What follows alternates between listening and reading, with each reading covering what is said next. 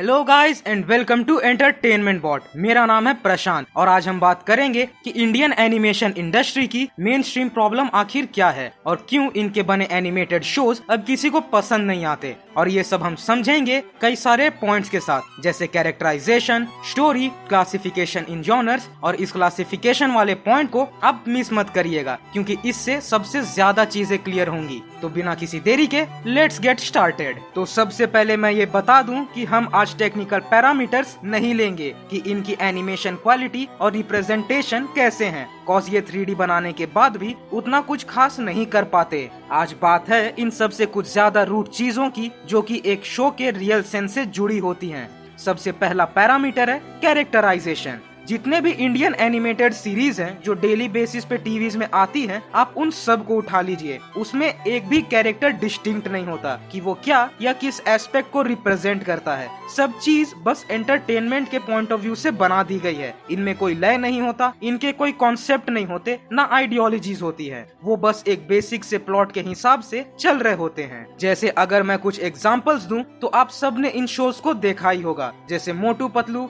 Shiva the super hero, Pakdam Pakdai और बहुत सारे हैं। इनमें इनके लीड कैरेक्टर से लेके साइड कैरेक्टर्स जितने हैं, आप उन कैरेक्टर के पीछे का कॉन्सेप्ट एकदम नहीं समझ पाएंगे। क्यों? क्योंकि है ही नहीं। और इस वाले चीज का एक जबरदस्त एस्पेक्ट मैंने एंड में दिया है, तो वो टर्निंग पॉइंट जरूर देखिएगा। अगला पैरामीटर है स्टोरी।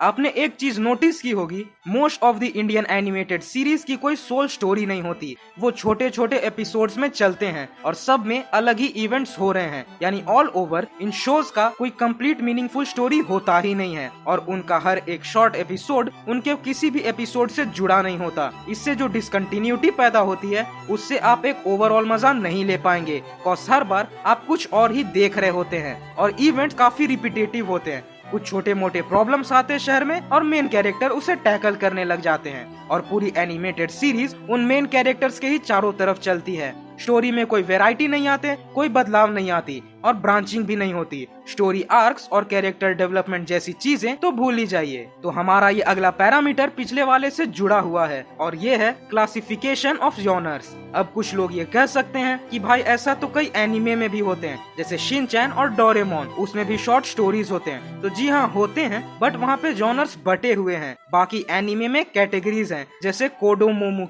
ये वो है जो बेसिकली बच्चों के लिए बनाई जाती है और डोरेमोन इसका सबसे बेस्ट एग्जांपल है। इसमें छोटी स्टोरीज होती हैं जो प्योरली एंटरटेनमेंट के लिए बनाई जाती हैं। फिर आते हैं शोनेन। ये जॉनर टारगेट करती है 5 से 15 साल के एज ग्रुप को, जो कि एक्शन और फैसिनेटिंग चीजों को देखना पसंद करते हैं। और इनमें कई फेमस नाम हैं, जैसे Dragon Ball, Naruto, Bleach, One Piece और बहुत सारे। फिर आते हैं सीनेन, जो कि 15 से 24 के एज ग्रुप के लिए होते हैं और इनमें है berserk, ghost in a shell, गैंड्स, और इनमें थोड़ा वायलेंस ज्यादा होता है और कॉन्सेप्ट थोड़ी ज्यादा कॉम्प्लेक्स होते हैं। अगला है शोजो। ये बेसिकली टीनेज लड़कियों के लिए होते हैं जिनमें फैंटेसी, थोड़ा रोमांस, रिलेशनशिप ये सब दिखाए जाते हैं, जैसे सेलर मून या फुशीगी युगी।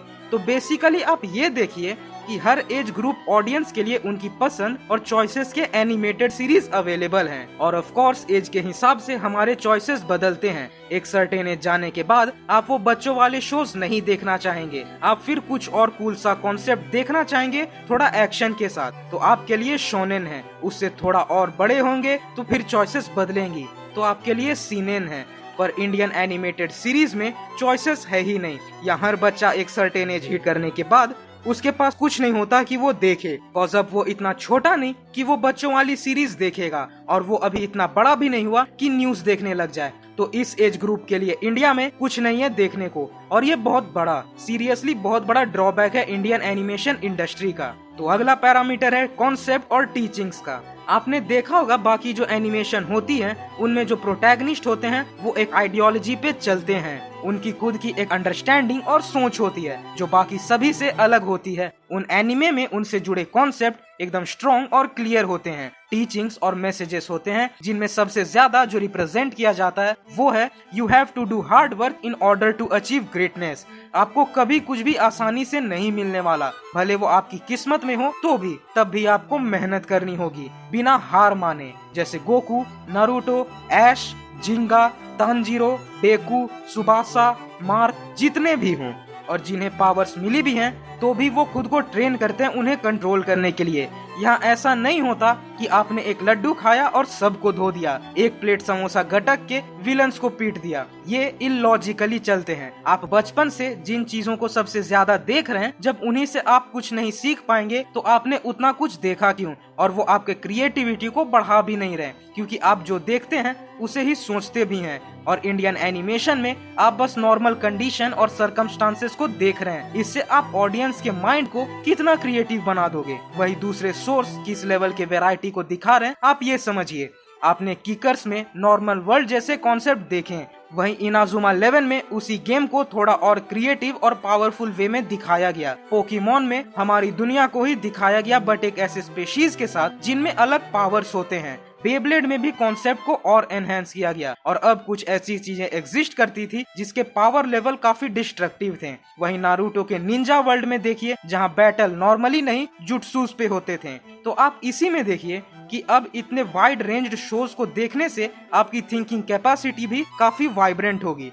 आप खुद के माइंड में भी अलग अलग थिंकिंग वे प्रोड्यूस कर पाएंगे, बट इंडियन एनिमेशन ऐसा कुछ प्रोवाइड नहीं कराती और ना ही ये आपके क्रिएटिविटी को बढ़ाती है। तो गाइस, ये था आज का हमारा वीडियो जहां हमने जाना कि इंडियन एनिमेशन इंडस्ट्री की मेन स्ट्रीम प्रॉब्लम क्या है। और अगर मैं अपने तरफ से बताऊं तो पर्सनली मुझे आज तक एक ही इंडियन एनिमेशन वर्क पसंद आया है और वो है दिल्ली सफारी। उसे छोड़ के बाकी आज तक कुछ भी ऐसा नहीं है कि जो अच्छा और स्टैंडर्ड के हिसाब से लगा हो। तो आप सभी कमेंट करके ये बताएं कि इंडियन एनिमेशन इंडस्ट्री में आपको और कौन से प्रॉब्लम दिखते हैं और इसमें से अभी तक का आपका फेवरेट वर्क कौन सा है। और अगर ये वीडियो पसंद आई हो तो इसे लाइक करें और अपने दोस्तों के साथ शेयर जरूर करें। और ऐसे ही सुपर ऑसम कंटेंट के लिए हमारे चैनल एंटरटेनमेंट बॉट को सब्सक्राइब भी कर लें और सारे वीडियो सबसे पहले देखने के लिए नोटिफिकेशन आइकन प्रेस कर दें।